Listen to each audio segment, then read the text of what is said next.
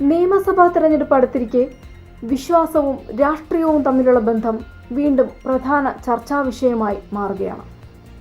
കേരളം പോലെ ഉയർന്ന സാക്ഷരതയും രാഷ്ട്രീയ ബോധവുമുള്ള ഒരു സംസ്ഥാനത്ത് വിശ്വാസവും രാഷ്ട്രീയവും എപ്പോഴും നേർക്കുനേർ നിൽക്കുന്ന വിഷയങ്ങളാണ്.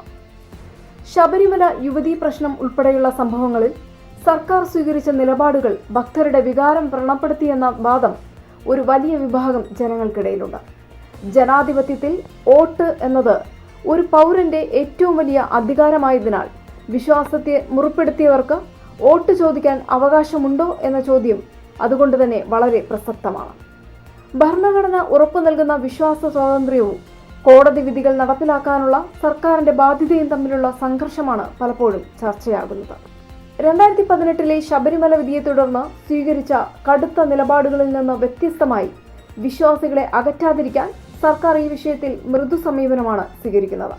എന്നാൽ സുപ്രീം കോടതിയിൽ പുതിയ സത്യവാങ്മൂലം നൽകുന്നതിൽ വ്യക്തമായ മറുപടി നൽകാതെ വിശ്വാസവും പരിഷ്കരണവും ഒന്നിച്ചു പോകണമെന്ന നയമാണ് ഭരണപക്ഷം സ്വീകരിക്കുന്നത്. അതേസമയം വിശ്വാസികളുടെ ആചാരങ്ങളെയും വികാരങ്ങളെയും മാനിക്കാത്തവർക്ക് അവരുടെ വോട്ട് ചോദിക്കാൻ ധാർമ്മികമായ അവകാശമില്ലെന്നാണ് പ്രതിപക്ഷ പാർട്ടികളും വിവിധ സമുദായ സംഘടനകളും വാദിക്കുന്നത്. ഇത്തരം വിഷയങ്ങൾ 2019 ലോക്സഭാ തെരഞ്ഞെടുപ്പ് കാലത്തും വലിയ ചർച്ചയായിരുന്നു.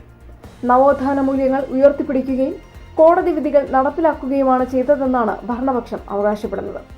ഒപ്പം തങ്ങളുടെ ക്ഷേമ പദ്ധതികളും വികസന പ്രവർത്തനങ്ങളും എല്ലാ വിഭാഗം ജനങ്ങൾക്കും വേണ്ടിയുള്ളതാണെന്നും അവർ ചൂണ്ടിക്കാട്ടുന്നു.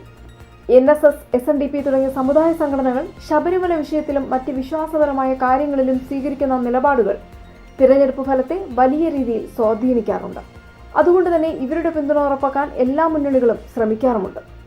വിശ്വാസപരമായ വിവാദങ്ങൾക്കിടയിലും തങ്ങളുടെ ഭരണ നേട്ടങ്ങളും ക്ഷേമ പദ്ധതികളും വോട്ടർമാരെ സ്വാധീനിക്കുമെന്നാണ് ഭരണപക്ഷം കരുതുന്നത്. എന്നാൽ മുൻകാല തെരഞ്ഞെടുപ്പുകളിൽ വിശ്വാസപരമായ വിഷയങ്ങൾ വോട്ട് വിഹിതത്തിൽ വലിയ മാറ്റങ്ങൾ ഉണ്ടാക്കിയിട്ടുണ്ട്. ആചാര സംരക്ഷണം എന്നത് കേവലം ഒരു തിരഞ്ഞെടുപ്പ് വിഷയമല്ല, മറിച്ച് ഒരു ജനതയുടെ സ്വത്വവുമായി ബന്ധപ്പെട്ട കാര്യമാണ്.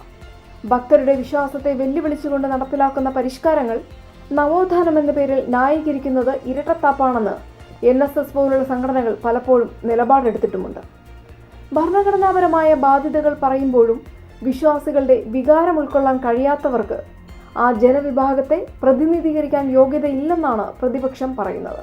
വിശ്വാസികളെ വോട്ട് ബാങ്ക് മാത്രമായി കാണുന്ന സമീപനത്തിനെതിരെയുള്ള പ്രതിഷേധം കൂടിയാണിത്. വിശ്വാസം സംരക്ഷിക്കുന്നവർക്ക് വോട്ട് എന്ന നിലപാട് സമുദായങ്ങൾ പരസ്യമായി സ്വീകരിക്കുന്നത് സർക്കാരുകളുടെ ധാർമ്മികതയെ ചോദ്യം ചെയ്യൽ കൂടിയാണ്. Like, share, subscribe.